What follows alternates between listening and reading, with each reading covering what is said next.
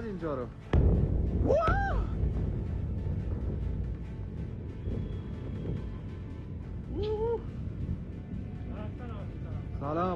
미국은 이란의 농축 우라늄을 확보하기 위해 특수부대를 이란에 파견하는 방안을 검토하고 있습니다. 이것은 미국 역사상 가장 위험한 작전 중 하나가 될 것입니다. 하지만 곧 위험을 감수해야 하는 필수적인 일이 될 수도 있습니다. 보시다시피 이란은 약 460kg, 즉 약 1000파운드의 60% 농축 우라늄을 보유하고 있습니다. 이것은 추측이 아닙니다. 실제로 협상 중에 이란 정부는 미국에 직접 이 우라늄이 11개의 핵폭탄을 만들 수 있는 능력을 준다고 말했습니다. 한번 들어보시죠. 션, 80% 물질은 약 일주일, 길어도 10일 정도면 90%까지, 즉 무기급으로 끌어올릴 수 있습니다. 20% 우라늄도 3, 4주 안에 무기급으로 끌어올릴 수 있습니다. 그리고 제가 이 작은 디테일을 깜빡했는데 이것도 말씀드리겠습니다. 첫 만남에서 이란 협상가 2명이 우리에게 아무런 부끄러움 없이 직접 말했습니다. 자신들이 60% 농축 우라늄 460kg을 통제하고 있다고요. 그리고 그들은 그것으로 핵폭탄 11개를 만들 수 있다는 것을 알고 있었고 그것이 협상의 시작이었습니다. 그래서 그들은 그것을 자랑스러워했습니다. 그들은 모든 종류의 감시 절차를 피해서 핵폭탄 11개를 만들 수 있는 지점까지 왔다는 것을 자랑스러워했습니다. 이것이 바로 특수부대 작전이 필요해질 수 있는 이유입니다. 위험하긴 하지만 꼭 필요한 일이죠. 이제 미국이 어떻게 이 일을 수행할지, 그리고 어떤 위험이 따르는지에 대해 이야기하기 전에 왜 이 우라늄이 그렇게 위험한지부터 이야기해 봅시다. 여러분도 이미 알고 계시겠지만 농축도가 90%인 우라늄이 바로 핵폭탄을 만드는 데 필요한 것입니다. 하지만 이란은 그 정도는 아니지만 그 다음으로 위험한 것을 가지고 있습니다. 보시다시피 천연 상태의 우라늄을 60%까지 농축하는 데는 약 2년이 걸립니다. 그리고 그 시간의 대부분은 사실 초반에 소요됩니다. 그러니까 예를 들어 0%에서 3%, 10%까지 올리는 데만 거의 1년이 걸립니다. 하지만 우라늄이 60%에 도달하면 그걸 90% 무기급으로 올리는 데는 길어야 일주일, 많아야 2주일 정도밖에 걸리지 않습니다. 어떤 장비를 가지고 있느냐에 따라 다릅니다. 그래서 우리가 이란이 핵무기를 만드는데 2주밖에 안 남았다는 말을 수십 년 동안 들어온 것처럼 느껴지는 겁니다. 보시다시피 그들은 60% 우라늄을 비축해왔습니다. 그리고 이란의 최고 지도자가 핵무기를 갖기로 결정하는 순간 이란은 기본적으로 일주일이나 2주일 만에 핵무기를 가질 수 있습니다. 그래서 우리는 이란이 핵무기를 갖기까지 2주밖에 안 남았다는 말을 듣고 있습니다. 이제 2024년 12월부터 이 비축량이 전례 없는 수준에 도달했습니다. 이란은 사실상 농축의 물꼬를 텄고 60% 우라늄을 엄청난 양으로 비축하기 시작했습니다. 그래서 지금 거의 1000파운드에 달하는 양을 보유하고 있는 겁니다. 이제 미국은 지난해 미드나잇 해머 작전 중에 이 문제를 해결하려고 했습니다. 그래서 비폭격기가 출동해서 이란의 핵 농축 시설을 파괴한 겁니다. 그래서 이란은 더 이상 우라늄을 비축할 수 없었습니다. 하지만 보시다시피 우리는 이란이 이미 가지고 있던 우라늄을 실제로 확보하지는 못했습니다. 그들의 우라늄 생산 능력은 파괴했지만 이미 있던 우라늄은 확보하지 못했습니다. 다행히 이란도 해당 우라늄을 갖고 있지 않았습니다. 보고서에 따르면 그 우라늄은 에스파한 핵시설 중 한 곳의 지하에 모두 묻혀 있었습니다. 그곳은 미국이 폭격한 시설 중 하나이거나 이란이 일부를 옮겼을 수도 있습니다. 작년 보고서들도 그랬습니다. 이제 우리는 우라늄 위치에 대해 더 잘 알고 있습니다. 그리고 그 정보를 바탕으로 우리는 그 460kg, 즉 1000파운드의 우라늄 대부분, 아니면 전부가 아직도 지하, 에스파한 핵시설의 땅속에 있다는 것을 알고 있습니다. 지금 그 우라늄은 벙커 안에 있고 방사성 물질을 보관하도록 설계된 보호 케이스 안에 있지만 그럼에도 불구하고 이란조차도 접근할 수 없는 곳에 있습니다. 하지만 이란은 여전히 그것을 매우 자랑스럽게 여겼습니다. 왜냐하면 작년 미드나잇 해머 작전, 좀 더 구체적으로 말하면 12일 전쟁 동안 미국이 특수부대를 보내 이 우라늄을 확보하는 방안을 고려하고 있다는 보고가 있었기 때문입니다. 하지만 위험 부담이 너무 컸기 때문에 미국은 결국 실행하지 않았습니다. 그리고 바로 이 점이 이란이 매우 자랑스러워했던 부분이었습니다. 이란은 기본적으로 미국이 그렇게 하지 않은 이유가 할 수 없었기 때문이라고 결론지었습니다. 그리고 이 사실을 불과 한 달 전 협상에서 아주 공개적으로 자랑했습니다. 그들은 너희가 군사적으로 못 가져가니 우리는 외교적으로 우라늄을 포기하지 않겠다고 했습니다.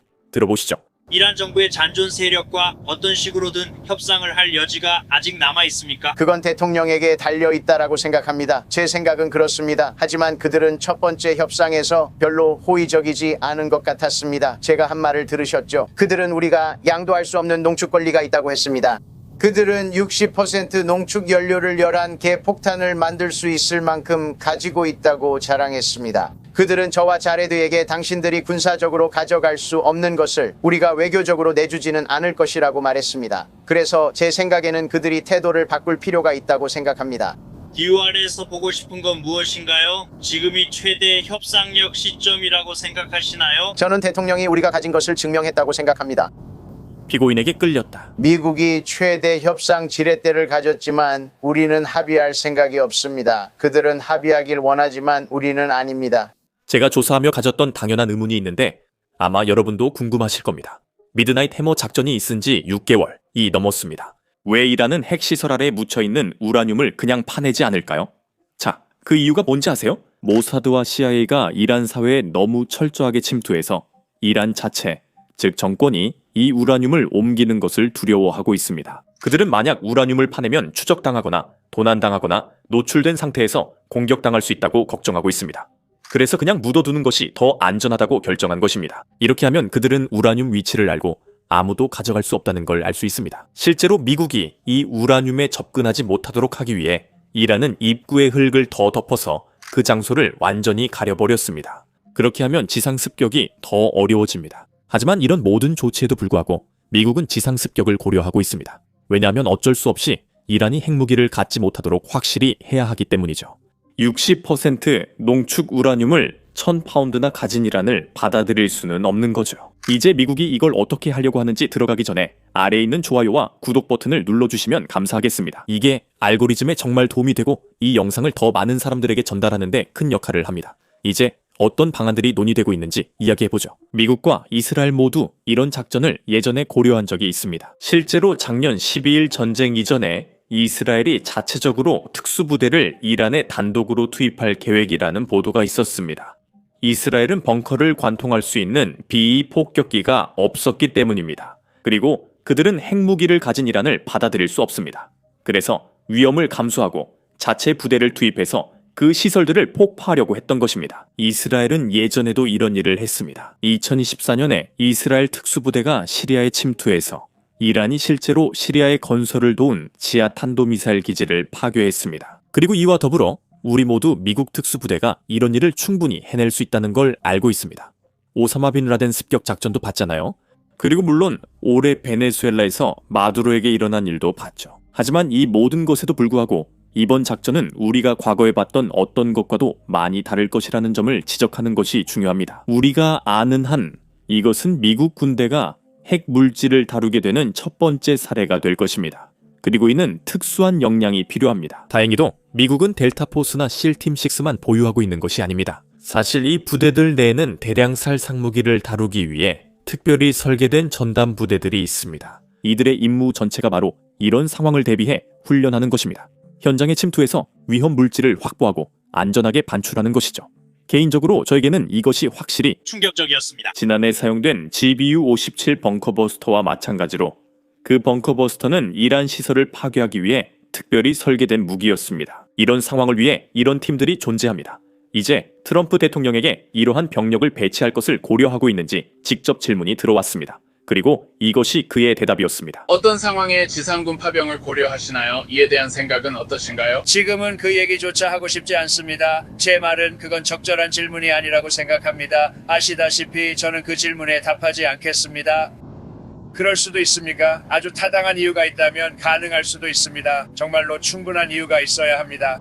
그리고 우리가 정말 그렇게 하면 그들은 완전히 괴멸되어 지상에서 싸울 수 없을 것입니다. 그곳에 석유 시설을 생각하고 계신가요? 이란 해안계 지상군이 확보할 수 있는 석유 시설이 있습니다. 그곳이 목표가 될 수 있다는 추측도 있었습니다. 무슨 추측이 있는지는 모르겠지만 제가 그걸 말씀드린다면 스스로 곤란해질 테니 말씀드릴 수 없습니다. 핵시설에 있는 농축 우라늄을 확보하려면 지상군이 필요합니까? 그것에 대해 알아보세요. 우리는 아직 그 얘기를 나누지 않았지만 완전히 파괴됐습니다. 그들은 아직 거기에 접근하지 못했습니다. 언젠가는 우리가 할 수도 있겠죠. 그게 정말 좋은 일이 될 겁니다. 하지만 지금은 그들을 그냥 초토화시키고 있습니다. 하지만 우리는 아직 그것을 노리지 않았습니다. 하지만 나중에 할 수도 있는 일입니다. 지금은 그렇게 하지 않을 겁니다. 아마도 나중에 할 수도 있겠죠. 그는 가능성을 배제하지 않았고 이런 조치를 두려워하지 않는다고 강조했습니다. 그리고 그뿐만 아니라 이제 여러 매체에서 백악관이 지상작전을 진지하게 고려하고 있다고 보도하고 있습니다. 미군만이든 이스라엘군만이든 아니면 양측의 혼합이든 무언가가 고려되고 있습니다. 그러면 이것이 실제로 어떤 모습일지 이야기해봅시다. 워존 매체에서 이에 대해 훌륭하게 분석했습니다. 그래서 여러분께 꼭 한번 확인해 보시라고 추천드립니다. 제가 여러분께 요약을 해드리겠지만 모든 세부 사항에 관심이 있으시다면 꼭 확인해 보시기 바랍니다. 그 기사 제목은 이란의 농축 우라늄을 확보하기 위한 특공대 급습, 매우 위험한 필수가 될 수도 있다입니다. 아래 링크를 드리지만 없더라도 꼭 그 기사를 확인하세요. 왜 복잡한지 설명드리겠습니다. 여러분은 단순히 대략 100파운드의 우라늄만 추출하는 게 아닙니다. 방사성 물질을 안전하게 운반하려면 특수 용기가 필요합니다. 그게 무게를 더 늘리죠. 게다가 핵물질을 다룰 전문 인력도 필요합니다. 과학자일 수도 있고 특별히 훈련된 작업자일 수도 있죠. 어느 쪽이든 이건 빠르게 끝낼 수 있는 임무가 아닙니다. 그리고 앞서 말했듯이 진입로는 이란이 의도적으로 막아놨습니다. 분명 어딘가에 무장 경비병들도 있을 겁니다. 위성으로는 그들을 제대로 볼 수 없습니다. 그래서 그건 긍정적인 부분일 수도 있지만 이란이 근처 어딘가에 무슨 보호 조치를 해놨을 거라고 생각해야 합니다. 하지만 다행히도 추출 외에도 고려되고 있는 또 다른 방법이 있는데 그 방법이 바로 희석입니다. 우라늄을 밖으로 반출하는 대신 예를 들어 농축도를 10%나 3% 정도로 그냥 희석시킬 수 있습니다. 그렇게 하면 이란이 몇 주 만에 무기급 농축에 도달하기 훨씬 어려워집니다. 기억하세요. 천연 우라늄에서 3%까지 농축하는 데는 전체 농축 시간의 절반, 즉 약 6개월 정도가 걸립니다. 하지만 60%에서 90%로 올리는 데는 며칠밖에 걸리지 않습니다. 그래서 만약 우리가 그것을 다시 희석한다면 몇 주가 아니라 몇 년의 시간을 벌 수 있습니다. 하지만 다시 말하지만 희석에도 자체적인 어려움이 있습니다. 많은 물질을 가져와야 하고 특수 장비도 시설 안으로 들여와야 합니다. 그건 추출만큼이나 복잡하고 어쩌면 더 복잡할 수도 있습니다. 그리고 게다가 여기가 아직 전쟁터임을 잊지 마세요. 이란은 제공권이 없고 군대가 파괴되고 있지만 지상군은 여전히 존재합니다. 어떤 특수작전팀이 들어가도 큰 위험에 직면할 겁니다. 그들은 적대적인 영토 깊숙이에서 작전을 수행하게 되고 위험한 물질을 다루면서 탈출 옵션도 제한적일 것입니다. 이런 말 하긴 싫지만 미군은 이란과의 역사에서 그다지 좋은 기록이 없습니다. 하지만 처음에 말씀드렸듯이 이것은 위험하지만 필요한 일일 수도 있습니다. 농축 우라늄을 보유한 이란과 전면전을 견뎌낸 정권이 동시에 존재하게 둘 수는 없습니다.